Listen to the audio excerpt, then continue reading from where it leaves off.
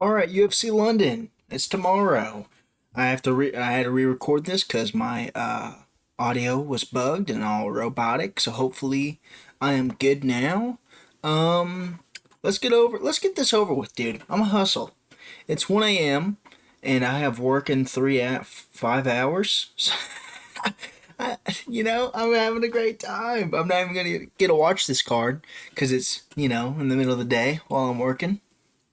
Great. I have a Dagestani beard. Everything's going good. But let's start off with Chanel Dyer, Ravina Oliveira. Chanel Dyer came off a loss over the Contender Series. They still signed her because it was a good fight.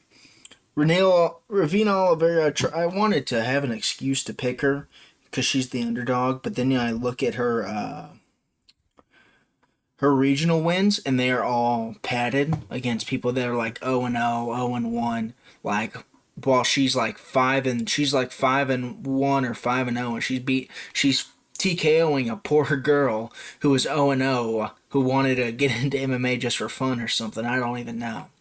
But I'm gonna go Chanel Dyer getting this done over Ravina Oliveira by decision. 29-28 WMMA. You know what I'm saying? She's a little bit taller, same reach, I think she's going to get it done, though. I think she'll get it done over Ravina Oliveira.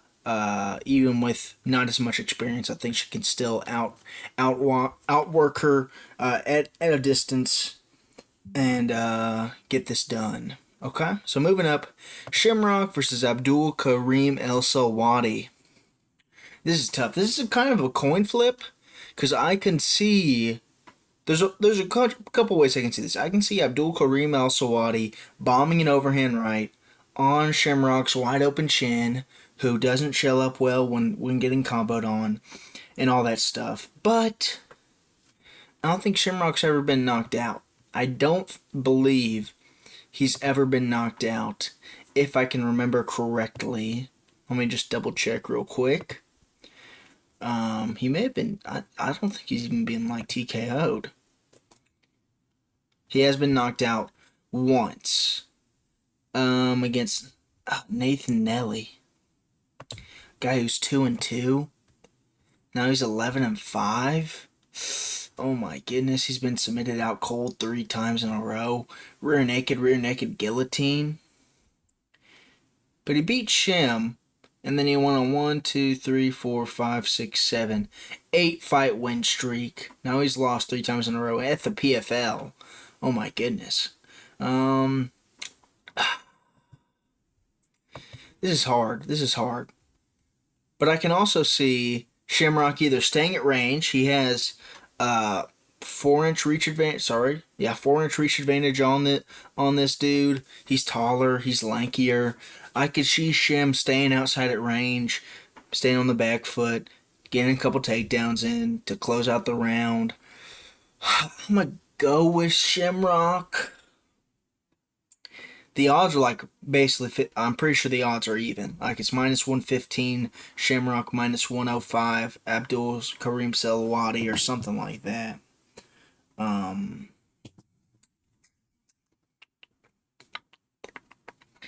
Again, I'm gonna go with Shamrock. I think he won't get bombed with an overhand.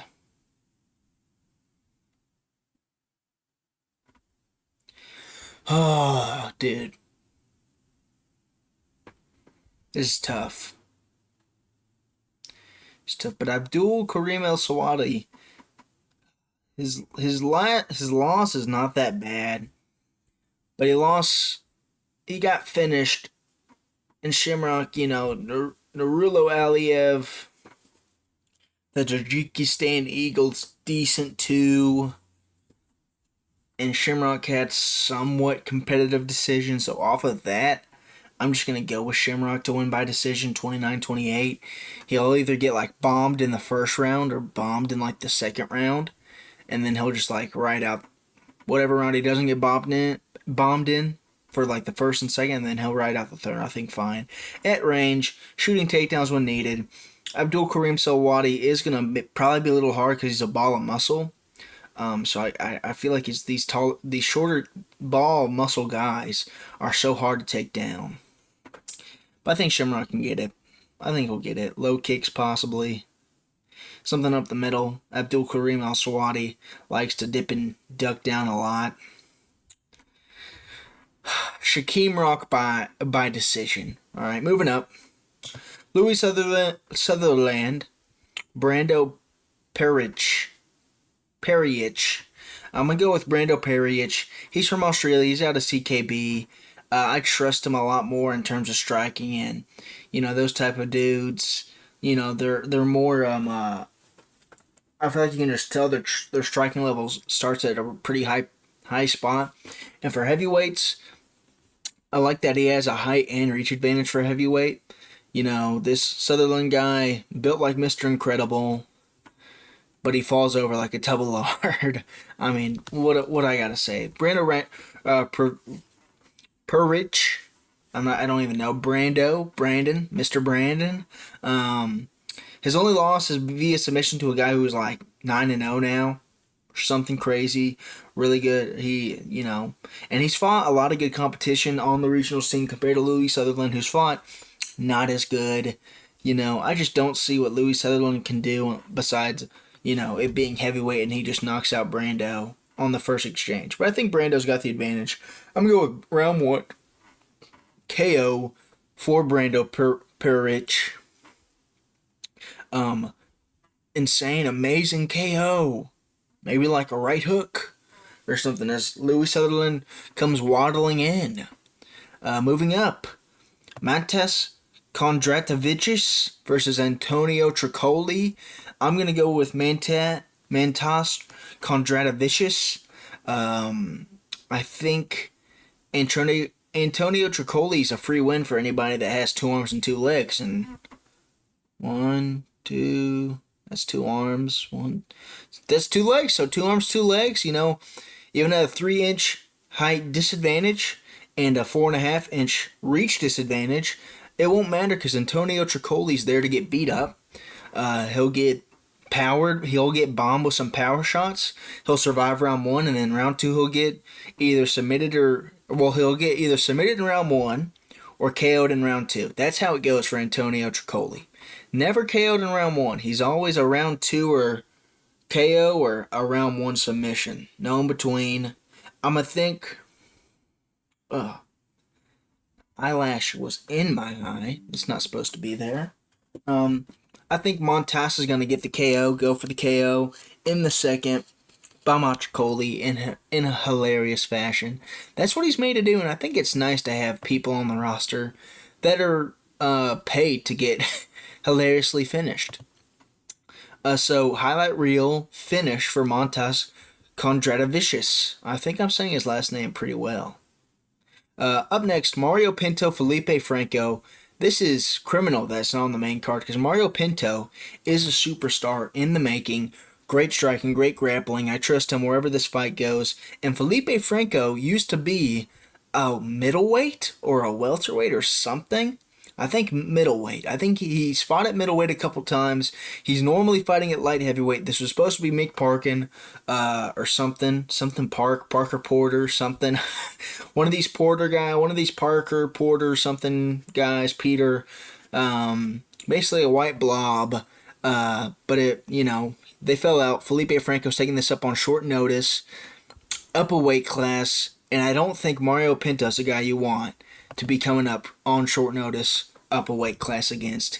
He knows his stuff. Very good striking, very good grappling. You were seeing him kind of get comboed on by Austin Lane a little bit, who's also on this card, but he's got that equalizer, which is that power, and he'll hit it. I don't think he'll knock out Felipe Franco. I think he'll actually submit him. Felipe Franco's one loss is by submission or naked choke on the Contender Series. I think Mario Pinto's going to take it easy in round 1, kind of feel him out, maybe mix in a couple takedowns here and there in round 1, and then round 2, he'll really go for it. Maybe hit Felipe Franco with something big, like a good old club and sub from Pinto. He'll hit him with like an overhand left, send Franco flying, latch up a rear naked choke again, submit him in the second. That's what I'm calling it right now. Setting my ground. Round 2 submission for Mario Pinto. Moving up, Nathaniel Wood Losene Keita. This is tough because you never know how good these guys outside of the UFC are that are really hyped. You know, he's from Octagon MMA or whatever, Octagon something, Octagon Championship, whatever that means. I'll be back real quick. Right, I'm back. Nathaniel Wood Losene Keita, like I said, he's from Octagon MMA. Nathaniel Wood's just had a lot of close fights recently, a lot of potential robberies. He's in a lot of trouble too. He finds himself in a lot of trouble. And I think Losene Keita is not a guy you want to find yourself in trouble with. He's got his wins over like Andre Fili. That Jose Delgado win's not the best. Lost to Muhammad Naimov by a robbery, some say. He's got like one or two more in there between the Andre Fili, Jose Delgado win. But he gets in trouble a lot, and I think Losene Keita, he missed he missed weight for the Patricky Pitbull matchup. Didn't get it. He's finally getting another chance into the UFC. He's made weight. He's bigger. Zero reach advantage. No, I think he has like a 3 or 4 inch reach advantage over Nathaniel Wood. He's powerful. A lot of finishes in the first, couple in the second, like 1 or 2 in the third, and I think 1 in the fourth. Nathaniel Wood just gets hurt so often. The question is, will he finally break Nathaniel Wood's unbreakable chin at this point? He gets dropped a lot and hurt a lot, but he's never been TKO'd or KO'd recently, ever since going up to featherweight. The great Nate Landwehr stopped him, though. I'm going to have to go with Losene Keita. He's too powerful. I think he's going to be too quick and too explosive for Nathaniel Wood. Jose Delgado, he was able to beat barely. I think Losene Keita is just a little bit better than Jose Delgado, especially after seeing what Jose Delgado had against Andre Fili, where it was a pretty close fight. I didn't think it was like a split decision robbery that Jose Delgado got over Andre Fili. And then, of course, Nathaniel Wood also beat Andre Fili, so that's that weird, he barely beat Jose Delgado, but he beat Andre Fili in a pretty dominant way. But I have to choose Losene Keita. Late rounds KO or decision. I'm going to lock in like a late third round finish from Losene Keita. I feel like he wants to make a mark on this. Try and get that bad taste in our mouth from him missing weight against Pitbull out of here. And then put it in with a good fresh finish. Nathaniel Wood's 32. Losene Keita's 28. He's in his prime. Nathaniel Wood, a lot of fights, a lot of damage.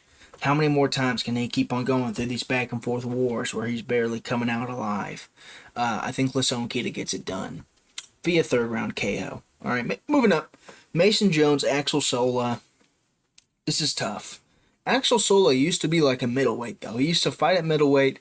I know he fought a couple times at welterweight. Now he's down at lightweight. And, he made weight. Good for him, but I don't know if I like him, fighting at welterweight and middleweight or whatever. Maybe he didn't fight at middleweight. Maybe he just fought at welterweight. How smart is the jump down from welterweight to middleweight? Now, on Topology, it says he's like 6'2". On here, it says he's 5'11". I'm going to trust Topology because they also have his reach.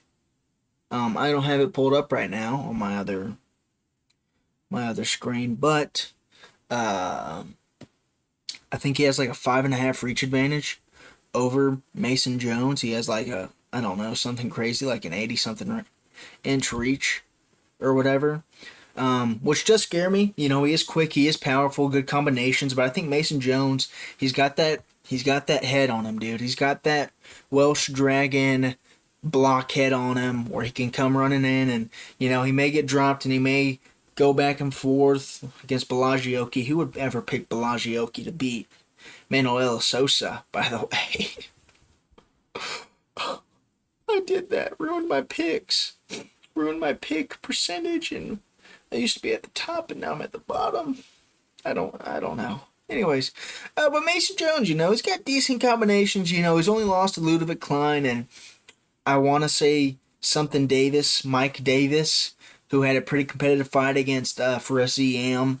Mike Davis did, and then he got a TKO win over somebody else after that. So Mason Jones has only lost to some pretty good competition. Had that no contest over a guy where he eye poked, knocked out, I think he knocked out David Onama at lightweight, the great David Onama. But I think Mason Jones is really good. Good grappling. He can get back in a fight. And Axel Sosa, like I said, he was at welterweight. Now he's at lightweight. I don't know if I like that. He is going to be big for the lightweight division now, but I like when I can topple over big lanky guys that are not used to this quicker division. I think Axel Sosa is a quick guy. But is he going to be quick enough to crack this egghead of Mason Jones, who you think it's an egghead, and then you wipe off the paint, and it's actually a fully cement head, dude. They painted an egg-shaped cement thing white, and you think it's an egg. It's actually cement, dude. You ain't knocking out Mason Jones. All right. Which is, I feel like, the only really way I can see Axel Sola. Now, I could see Mason Jones does kind of gas out with how crazy his fights is, but after that Jeremy Stevens performance and the Bellagioki performance, he's gotten a little bit better of a gas tank. He knows how to, drag it over and not waste all of his energy in one round. I'm going to trust Mason Jones to get this done via decision over Axel Sosa, winning, I want to say the second and third, losing the first. Axel Sosa starts out really strong, really quick, hitting Mason Jones a lot of combos, and then Mason Jones has to kind of take him and survive. And it's a little bit of a whoa, whoa, whoa, and it's like you're yelling at the TV, and Mason Jones, you think he's going to get TKO'd, and then he shoots in, gets like a good double or something, and kind of resets the fight. And then I think he'll win the second and third with better grappling. I think he's going to outpace Axel Sola, and I think he's going to get it done. So Mason Jones, via decision, moving up to the main card. Kurtis Campbell Danny Silva. Dude, this dude is already rocking the pink shorts. How come Kurtis Campbell, first fight in the UFC, already got his pink shorts, they got his height, they got his weight, they got his reach and leg reach. Axel Sola, they don't have the correct height. This is his second fight in the UFC. Axel Sola's second fight in the UFC. They don't have this right height, reach, or leg reach. All zero. Losene Keita, nothing on him either. Felipe Franco probably have nothing, but that's short notice. I'll give them a break on that. Who else do they have nothing on? This guy? No. I don't know. I just am very scared that Kurtis Campbell's getting all this nice, sweet attention from the UFC.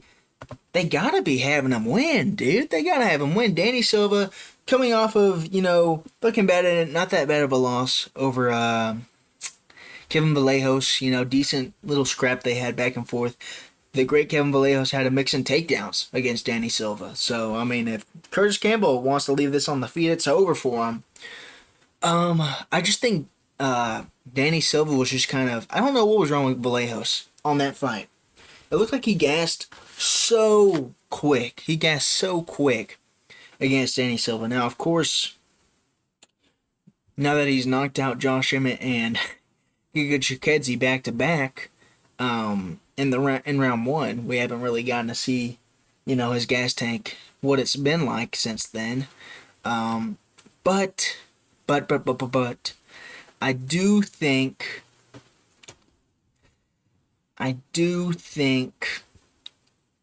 that Danny Silva kind of, was at, Kevin Vallejos just hates bald people, dude. That's why Danny Silva, he's close. He's got a 4-head, got a 5-head. I personally only have a 3-head. See, look. Confirmed. That's a 3-head. Bit of a widow's peak coming in, maybe. Oh, my goodness. This widow's peak better not happen. Look at that, dude. High quality hairline. High quality hairline. But I have a 3-head. If you're really pushing out, also have a 2-head, right? That fits everything. That's a 2-head. But Danny Silva's got a bit of a 5 head. So Kevin Vallejos' power wasn't working on it right there. But no, Danny Silva's decent, pretty good defensively sound, very good at countering. For some reason, I'm trusting in the hype of this little nerd that I feel like I could shove into a locker myself, wearing his pink shorts. But the Pink Panther, dude, I think he may find a way. Be like a late rounds finish somehow. I think some body shots will do good. Danny Silva's kind of high and tight. If I'm remembering correctly against the Kevin Vallejos, I can't remember though. But I think low kicks are gonna be good there for. In my mind, Danny Silva never even moved in the Kevin Vallejos fight. Like, of course, when Kevin Vallejos took him down, he moved. But like, of his own accord, in my mind, Danny Silva never even took a step for some reason. I don't know why that's in my head. But in my head, Danny Silva was just like a turret. Like, I was just sitting there, kind of waiting to exchange. I think Kurtis Campbell can get this done, though. A little bit quicker than Vallejos. Vallejos isn't the speediest of guys, he's slick with his boxing and combinations. And he's explosive, but explosive doesn't mean speed, if you know what I'm saying. Explosive's like all at once. Speed is like is a constant, like staying ahead of somebody. And I think Kurtis Campbell can be speedy and stay ahead of Danny Silva. I'm taking Kurtis Campbell by decision or finish. Third round finish. I'm gonna go with a third round finish just for fun. I think he'll get it. He'll start poking at Danny Silva early. Maybe round 1 he takes it off, and Danny Silva lands a couple more shots. It's kind of boring. And then round 2, once Kurtis Campbell's kind of poked enough at Danny Silva, Danny Silva starts getting desperate to get some poke bats, and Kurtis Campbell starts countering Danny Silva a lot better. Maybe wobbles him in the second, and then in the third, I think he'll put him away. Something up the middle, maybe. But yeah. Kurtis Campbell, late rounds TKO. Boom. I hope this works, because I need to get this card perfect. Be back on track. I need this card to be perfect. So let's hope it is. Moving up, Roman Dolidze, Christian Leroy Duncan. I mean, it's Christian Leroy Duncan TKO written all over. Roman Dolidze, I saw a thing where like everyone in Georgia and their mother knows that Dolidze's just fighting in the UFC for a paycheck. He doesn't care. He has his business in Georgia, and he's just fighting because it's a business, or just fighting because he needs money. And, he's not fighting an Anthony Hernandez, which is a 5-rounder. This is a nice 3-rounder, but Christian Leroy Duncan's just too explosive. He has lost to Arman Petrosyan, but, it was a decent fight. Lost to Gregory Rodriguez, but, Gregory Rodriguez, he's a crafty dude, I guess, I think CLD, very hard to hit. With all that spinny stuff, it's kind of hard to close in on him. Now, I will say, if he keeps on doing the spinny stuff, I could see Roman Dolidze's the type of guy to fluke. When CLD goes for a spin, he jumps on that back and locks up a rear naked choke out of nowhere. Like how Gene Silva he spun and Diego Lopez took his back, instantly had him down in full mount and was battering his head in. Love that, by the way. I won't love if Roman Dolidze takes CLD's back, because I'm going to go CLD by first round. First or second? We go with first. First. Late first, early second round TKO. I'm going to lock in first. What did I put on Tapology? What do I have on Tapology? If I have second in Tapology, I'll say second.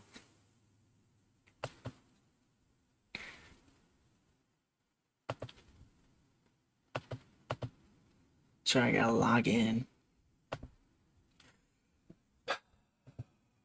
Let's look at it. Round 1 KO. Round 1 KO.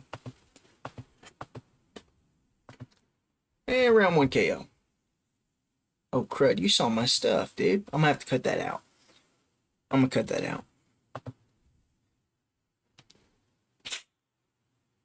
Okay. Yeah, I'm gonna go with round 1 KO. I'll check my Tapology. I have him for round 1 KO. But yeah, Christian Leroy Duncan, round 1 KO. Moving up, Iwo Baranuski versus Austin Lane. Austin Lane is on a 4-fight knockout streak or something like that. He's been knocked out in the first round 4 times. Iwo Baranuski has been knocking people out in the first round 7 times. I think you know how this is going. Iwo Baranuski, I am scared. Austin Lane's really big. 6'6", he has a lot of a reach advantage on him. But Iwo Baranuski closes in distance like no one, like nobody's even in front of him. He just walks in there, no fear in the world. Walks in, swings hooks wide, and goes for the finish. And I think Austin Lane, a gust of wind may knock him out on the walkout. I think if he slips on a banana peel, he may chin himself. I think looking in the mirror, and if Austin Lane looks in the mirror and starts shadowboxing, he has to be careful because he may knock himself out. That's how chinny Austin Lane is. So I'm taking Iwo Baranuski. Hilarious round 1 KO. And I think, against Ibo Aslan, Ibo Aslan's not the best person to get cracked and almost finished against, but you saw it against Ibo Aslan. Even when Iwo gets cracked, he has pretty good head movement for being wobbled. There was a lot of slipping and ducking and dodging while being wobbled by Iwo Baranuski, so I trust him even if he does get a little hurt in the first initial exchange, that he'll be able to crack back and put Austin Lane down for good. Moving up. Michael Page versus Sam Patterson. Now, I wanted to pick Sam Patterson because Michael Page is a tumor on the sport, dude. First of all, stick to your division. Let's stop going between middleweight and welterweight, pal. You're just doing that so you don't have to go against grapplers in the UFC. Everyone knows this. Why are we pretending like you're not? You're just going in between middleweight and welterweight so you can avoid strikers. Let's get a grappler, buddy. Challenge yourself. And I hate MVP because people go like, dude, MVP, what a sick fighter, and then he does nothing.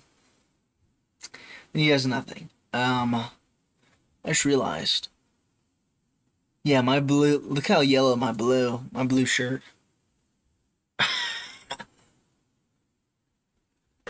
Do I switch something? Do I?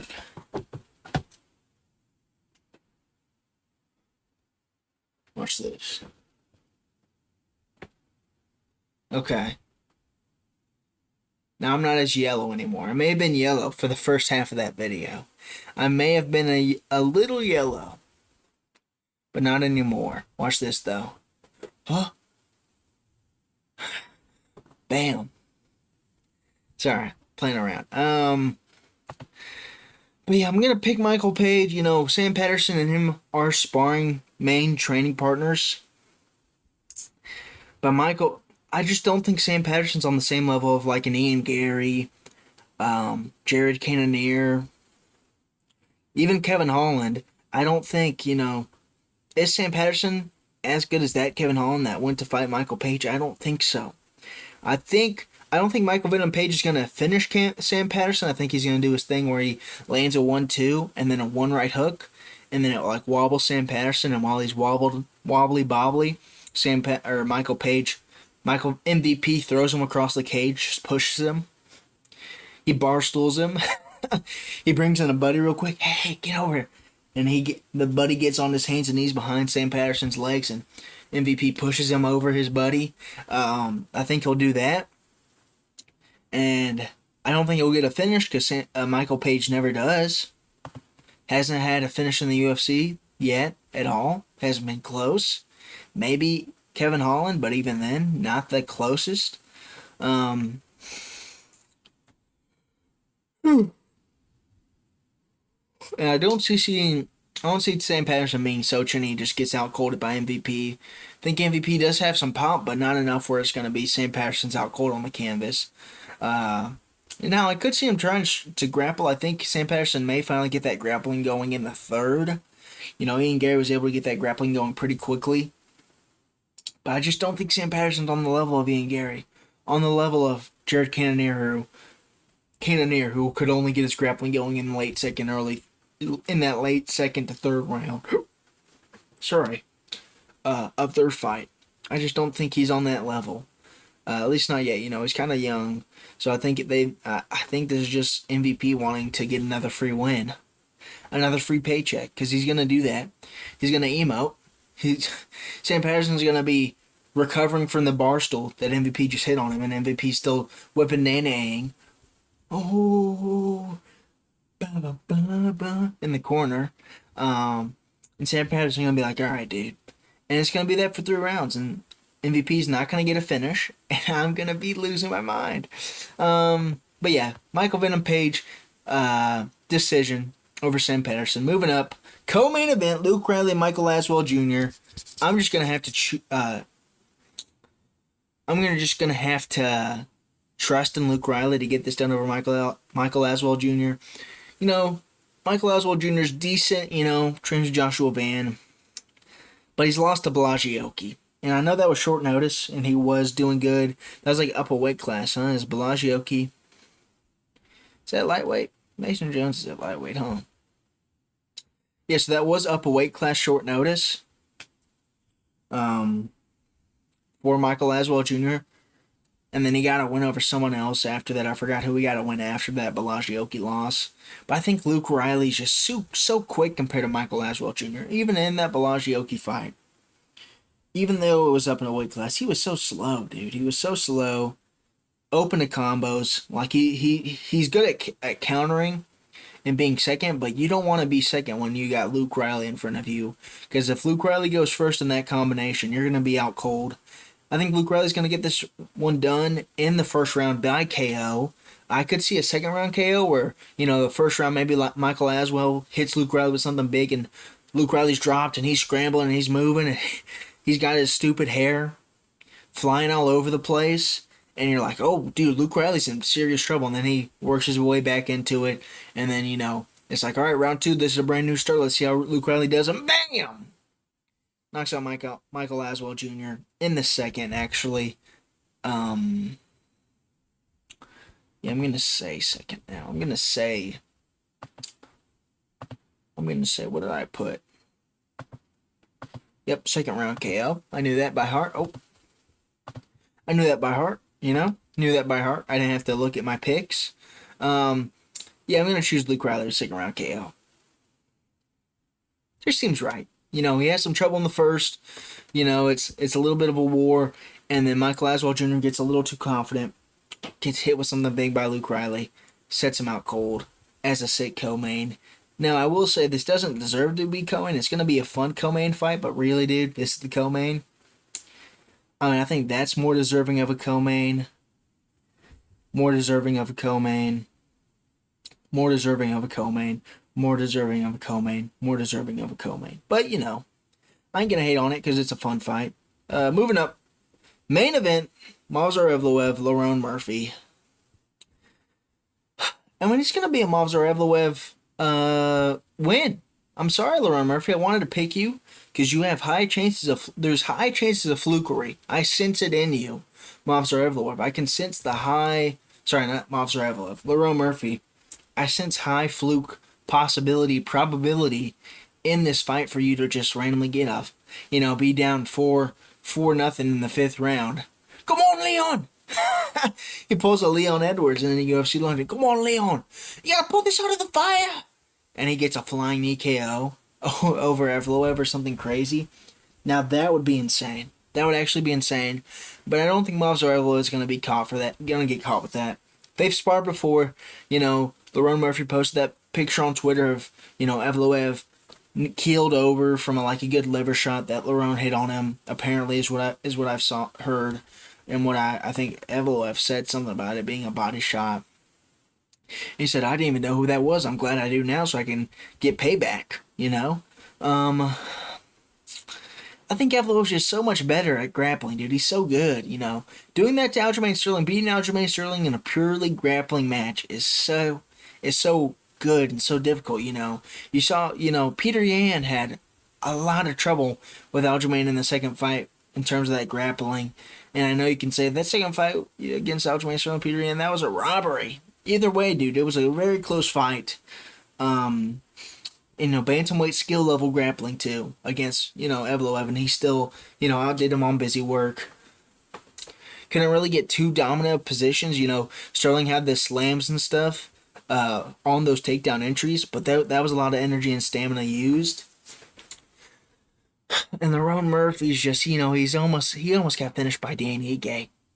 Almost got killed by Danny Ige. I'm not saying that's an end all be all, but Danny Ige's pretty low level. Almost got finished by Barboza with an up kick. Got knocked out. They didn't stop it, so he kept on fighting through getting knocked out by Barboza with an up kick. Just Lerone Murphy's been so close to losing so many times. And he gets his KO over Aaron Pico. How good is even Aaron Pico? We don't know. Do I think if Movs or Evloev had that fight instead of Lerone Murphy, he would have won that? Absolutely. Do I think he would have won it in that way? No. I don't know if he would have. I think he maybe could have submitted Aaron Pico. But I don't know if he definitely want to get it like a highlight reel knockout compared to Lerone Murphy. But Lerone Murphy's just, he's got nothing on the ground for Evloev. Evloev's at least got a little something on the feet. He's got some pop to him, He's got some 1980s pop for Lerone Murphy. He's got some Katy Perry pop, type pop for Lerone Murphy on the feet. And Lerone Murphy, he's not so deadly where I worry for Evloev if he gets stuck on the feet. I'm not very scared if Lerone Murphy's kind of popping him with the jab all fight, because he'll get a takedown, he'll shoot a double leg, get it, and start outworking him.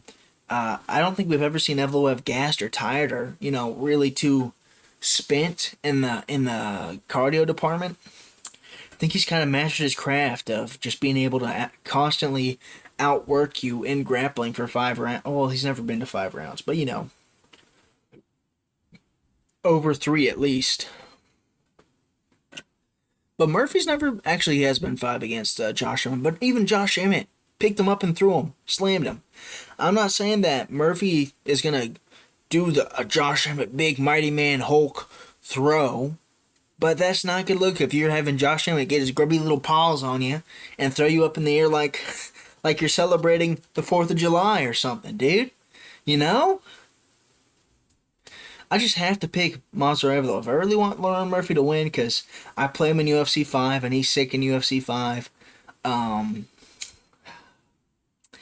I just don't see him, he's so vulnerable on the ground. I know Evloev hasn't been able to get anything going off on the ground in terms of ground and pound or submission attempts on anybody. But I think Lerone Murphy's the best person to get a submission off. I think Evloev gets this done via 4th round submission. Late round submission, Murphy's kind of keeping up with him in terms of scrambles and staying like 1 step ahead for round 1. And then round 2 they're even. And round 3, Evloev's getting the better of it. And he's getting quicker than him. And then round 4, I think he's gonna choke out Murphy. Rear naked choke. Get the back. Evloev actually doesn't really go for the back. So you know what? Arm triangle. Boom. Crazy arm triangle submission from Evloev in the 3rd, 4th, in the 4th. I can maybe see a ground and pound TKO finish, but Evloev's not the kind of guy to go for a ground and pound TKO finish. I think there's 2 types of grapplers. We talked about this many a times. Ones who use dominant position to ground and pound. One who use dominant position to search for a submission. I think Evloev is more of the type of guy to look for a submission over ground and pound just off of his fight style. Like an Arman Sarukian is going to be all ground and pound first, and then if you give him a submission chance, he'll go for it. Evloev, he'll kind of sit out at a position, kind of see what you're going to do. Go, I'll throw in some busy work, some body shots in the on top of you in this half guard, just to keep busy and just to make it look good on the numbers, but I'm not going to separate an elbow, or right hook with some crazy dangerous ground and pound. That's just not him. He's going to wait for a submission.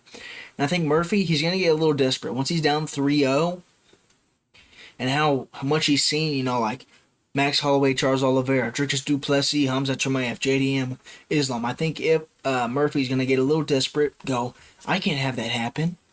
I can't. Let me turn this down. My mic may have been a little too loud. How's that? Hello, hello, hello. Hello, hello, hello. Hello, hello, hello. Let's try this one. I think that's a little bit better. Sorry about that if I was killing your ears. But I think Murphy's gonna get a little too desperate.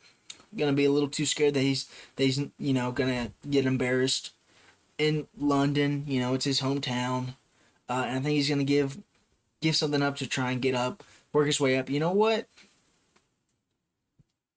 Rear naked choke, nah.